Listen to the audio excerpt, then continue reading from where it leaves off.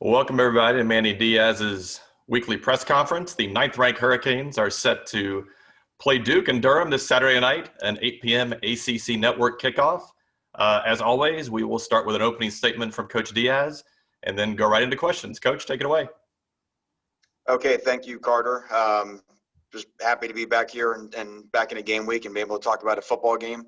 A little bit of an unusual Monday for us. We will practice this evening. We're normally a Monday off team, but we took yesterday off, so we'll have a maybe an hour-long workout this evening. Our players are in the midst of final exams this week, which adds another unusual element to a game week. Normally the season's about over by this time, and final exams got moved up because of the academic calendar disruption due to COVID. So there will be some unique challenges to this week just to get to Saturday. With the way that we practice and the way that we can meet throughout the week. But we are excited. We're happy for the league to be able to arrange it to get us a game. And we'll be excited to go play Duke Saturday night. And with that, how about questions? Great. Thanks, Coach. We'll start with Tim Reynolds from the AP. Tim, go ahead. Hey, Manny, I have two things for you. First off, how are you feeling? I'm feeling fine, Tim. Thank you. How are you feeling? I'm feeling fine. I have not had it though, so I'm happy that you're doing well. That's the important thing. Manny, I wanted to ask you something broad. You guys are kind of an anomaly. You've done very well at home, obviously, and on the road this year. Even in empty stadiums, like the winning percentage for home teams this year in the conference is as high as it's been in the last 20 years, which makes absolutely no sense because there is no home field advantage. Is there any rhyme or reason to it, or just because you have fewer distractions now at home, maybe can you be better in that environment? Is there anything you can think of why in a year where you would think road teams would do well at home, or when road teams would do well, they just aren't for some reason? That's really fascinating. I mean, yeah, you could probably debate for a long time why that would happen. I mean, there's definitely some different challenges in traveling now than the past, but you don't know, I always say if you can't measure it, it's hard to really figure out why, how that would factor in. I was not aware that is fascinating. I just, you definitely have to bring your own energy, you have to bring your own juice, whether you're playing on the road or at home. We've had some unique environments we played in because we felt like when we went to, Clemson, for example, that was a pretty, I don't know how many they had in there, but that was, you still felt the crowd there, and I thought NC State did a good job too, and even Louisville. So it's just a little different every week, But that is, Tim, that's a great thing to ponder. Thanks, Coach. Next up, we've got David Furones from the Sun Sentinel. David, go ahead. Hey, Coach, a couple questions for you. First, what's preparation like this week? I mean, obviously a very unique situation, one where it's a team that you do face usually. I mean, it's an annual game, but then this year, right before the season, when they revised the schedule, it was removed from the schedule. So is it just as simple as you dust off the old Duke file that was put on the back burner, and now you take another look at it? And just were you guys kind of maybe anticipating it once you knew what was going on with Wake and with FSU, and just how soon were you guys able to get a head start maybe on preparing for Duke? Well, we didn't really know that Duke was going to be our opponent until, last night. I think to your point, yeah, I mean, there's certainly some familiarity with our defense and their offense. Certainly, with our offense being new, the coaches on that side of the ball don't have the same familiarity like you're talking about. So they're kind of figuring out who Duke is for the first time this year today. But that's just one challenge. I mean, I think just the sort of the schematic part is just one challenge. I think the greater challenge is, and I think Duke and Georgia Tech just went through this past week, is just dealing with the long layoff. Not being able to practice over the last couple of weeks, just getting our guys back into football shape. Back into contact. I mean, there's just a lot of things that are very unusual about our team at this point. And so it's got to be a very focused week, and it's got to be the players have to understand that what we're, the adversity of the difference in preparation for this game than any other game that they'll ever play or that I've ever been a part of. The other question I have for you is you mentioned on the radio that obviously you won't have everyone back. Are there any, I know you don't want to get into names, but are there any position groups that could be particularly problematic with guys out? And what's the status of the O-line and D-line guys coming back from last game where you were pretty short in both those areas? Yeah, I mean, without getting into specifics, I mean, we feel like we have enough depth at all positions, to be good. Again, obviously, we still have got a round of testing that we've got a couple rounds of testing that we've got to get through during the course of the week. So, that's kind of what we'll monitor, and that's what we'll figure out as the week goes on of who we have. But we do feel like our depth gives us the opportunity to play, and so we're up for going to play.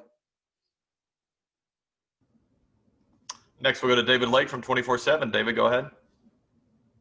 Hey, Coach, wanted to ask you a big picture recruiting question. I would assume with the extra time you had the last couple weeks that you and your staff had more time to go through kind of the senior films that are coming in for your committed guys.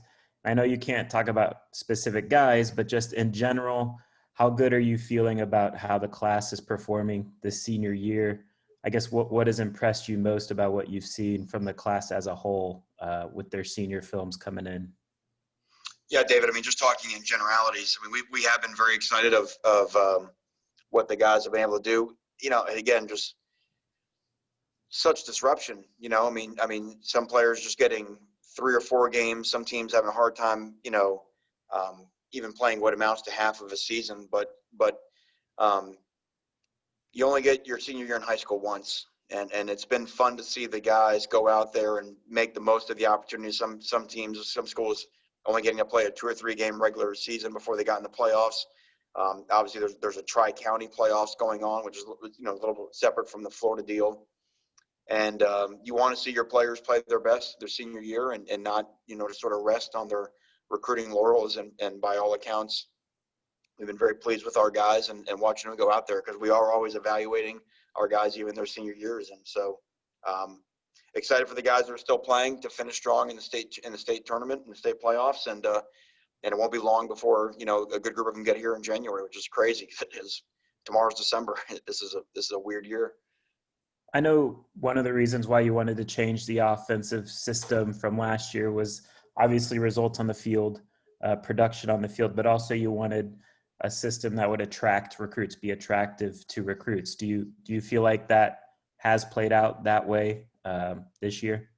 I think it has, but what I'm really proud of our offensive staff, not only just what they've done on the field in the fall, but a lot of these players were committed to us before we'd even snapped the ball, and they hadn't seen it. They were told, and I think that just shows the personalities and the relentlessness of the recruiters we have on that side of the ball and our recruiting staff.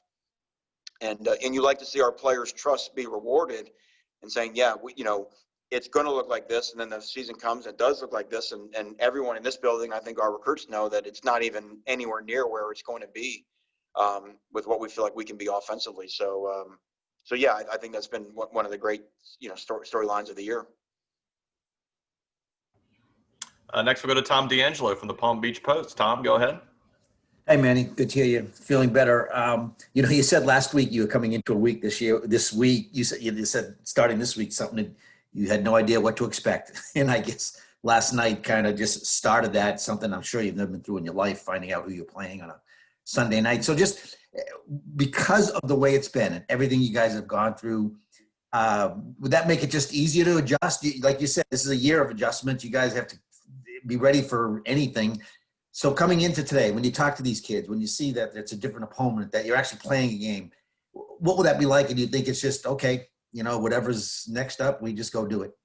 Yeah, I think to your point, Tom, this team has to have a great sense of, hey, we'll come in today and find out what today's all about, because we know by tomorrow it may change again.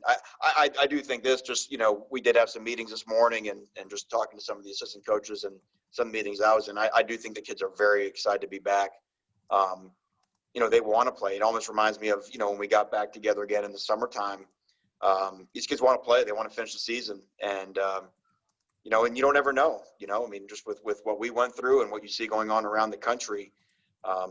So the fact that, us and Duke are able to play Saturday, again, as of right now, if we keep doing the right things during the course of the week, I think there's probably a further sense of, I think there's two things, Tom. I think one, it's the ability to adjust to whatever presents, but two, to be thankful in this year for what we have, because, it's not promised us. It did one more thing, if I could, is we saw what happened with the Broncos yesterday. Are you taking specific measures to not just the quarterback, which obviously is the highest profile, but every position? Do you take specific measures so that can't happen within one? You can lose a few guys, but you don't want to lose an entire position group. Yeah, we've changed the way that we've met this year, not just in terms of spacing, but there's some position groups that meet in 2 rooms and half in person, half Zoom in. But I think if I read the story right, I don't know if it was true or not, that the Broncos situation that happened on off hours, that the players came in on their own. And Yes. And I think I mentioned that this morning. That's just what makes it so difficult, is that it is the players, they can't let their guard down at any moment. And obviously we had done a really good job, and it kind of got us there for a little bit. And because it's tough, it's tough, it just shows all it takes is maybe one mistake in judgment. And that could be the issue that makes some guys miss the game. Thank you. Next, we'll go to Susan Miller-Degnan from the Herald. Susan, go ahead.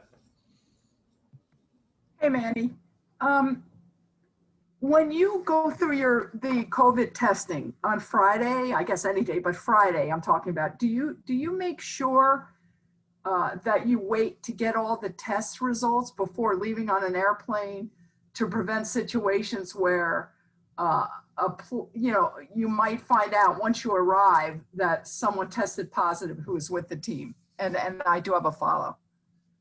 No, I think if you're looking at some of the things that have happened in our league, that's not really preventable. You can't do that, because you can't test on Friday and really get the results back in time to wait to hold the airplane to be able to go. It's just not feasible. And then in our league, all the testing the day before the game is done through a third party. That's all done at one lab. So we have had results, for Virginia Tech, we had the results because it was a noon game. We had them, around 8:30 the night before kickoff, but most of the time they don't come until overnight from Friday to Saturday. And there's really not a way. I mean, this is not a football problem. This is a medical issue. It's just what testing is. I mean, so there's really not a way for a league, for everyone to be on the same page. You have to all have us test through the same lab. And for that to happen, just the logistics of getting those results back is going to force some teams to travel, and what happens. And it's unfortunate, but this is the rules we all agreed on if we're going to play football in 2020. And it stinks, but it is what it is. Just before I do my follow, are they rapid tests? I'm so sorry, on Friday. I'm not sure. Are they the ones, whatever you call them, PC, or I don't know what you call them, but are they the rapid ones or the other ones that you take?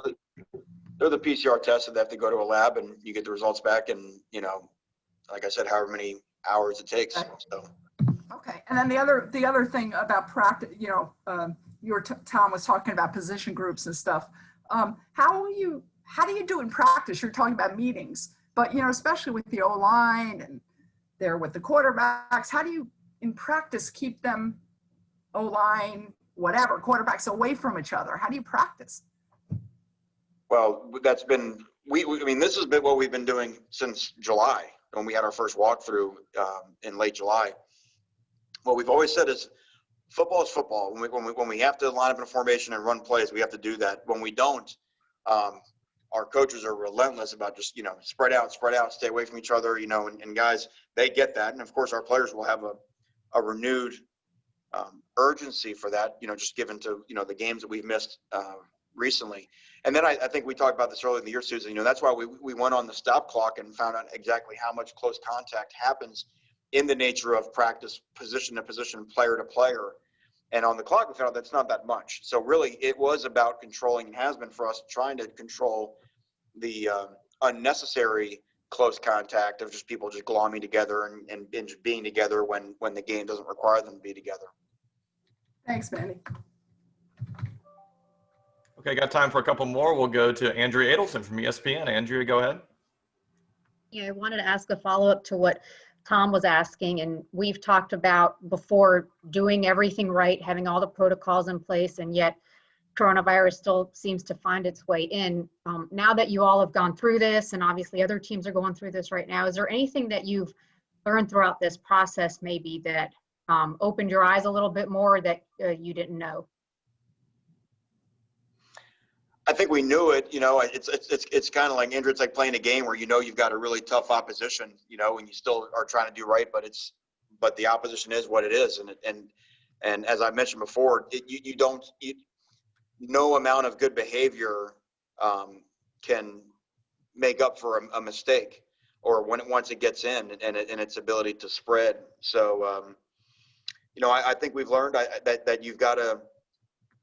You've got to always do right. You can't trust necessarily negative testing, because again, as we've known, and everyone's known this before we even got started, that it could be there and still test negative for a time or two. So you just look, for everybody, the safest way is you have to just assume that everybody has it, and assume you have it, and stay, out of close contact as much as humanly possible, and the mask usage and all those type things. And we're certainly going to, make sure that we double down on our efforts. You've seen the NFL do the same thing.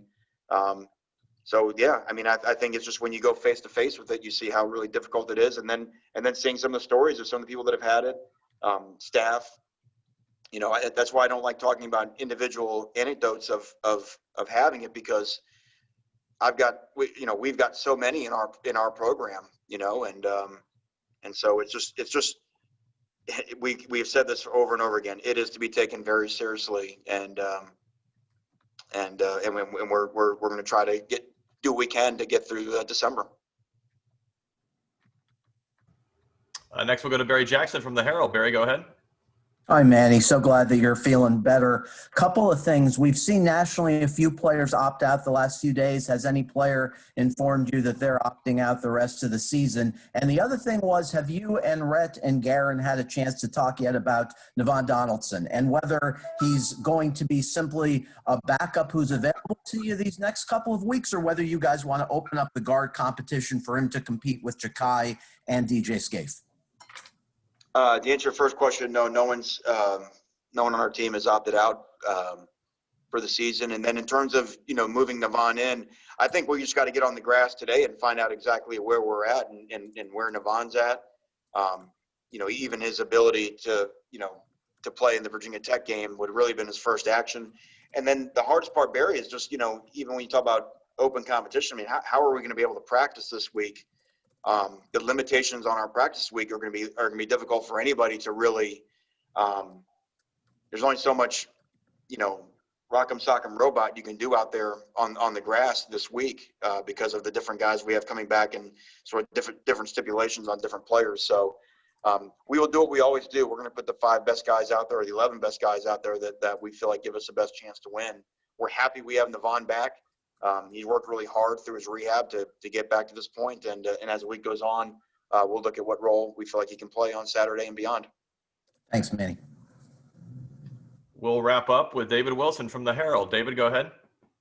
Hey, Manny. The rust factor feels like it's probably basically impossible to account for just because everyone responds differently to that much time off. But are there certain things you're doing in practice this week or game plan wise to try to, get over that, make up for that inevitable issue?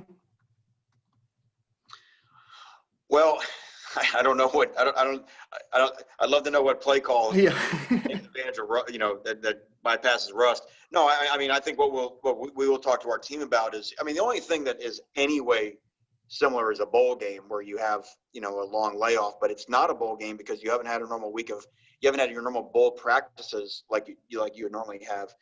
So to me, the thing that stand out is number one, tackling, right? Because you haven't tackled in a long time. Conditioning, obviously just that in that football shape conditioning, which we've tried to do with what we could do with what we've been able to do over the last couple of weeks. We've tried to manage it any way we can. Special teams, either just because of disruption on the depth chart or just again the timing of special teams, like you normally see it in openers and in bowl games, I think are always really important. And then turnovers, because and I think you saw all of this in the Duke Georgia Tech game on Saturday night. I keep saying it. We have to stop acting like they're not normal. And I'm not saying on the call we're acting that way, but just these games are not normal. due to the preparation. And people are not, when you take 3 weeks off, people are just, they're not, the ball's not being attacked.